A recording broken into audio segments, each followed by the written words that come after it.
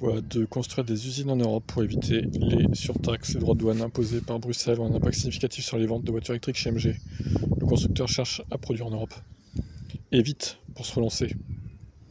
Sur les deux premiers mois de l'année, le constructeur a fait état d'une chute de 50%, 5509 unités de livraison de voitures électriques en Europe.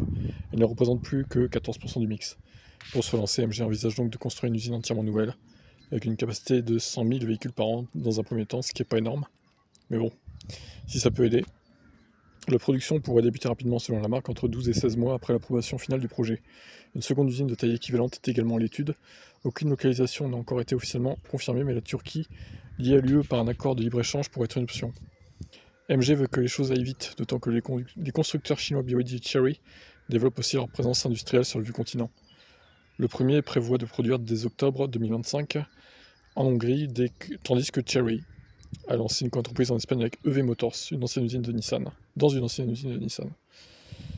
En 2024, ils ont vendu 243 000 véhicules de motorisation confondue en Europe, en hausse de 5,1%, mais la part des modèles électriques est passée de 47 à 30% seulement. Une évolution qui reflète les conséquences des tensions commerciales entre Bruxelles et Pékin. Ouais, et surtout qu'ils ont lancé leur hybride MG3 aussi, là. Elle se vend plutôt bien, donc ça contribue à faire baisser la part des électriques au final. Bon, à voir hein, s'ils arriveront à faire ce qu'ils veulent chez MG.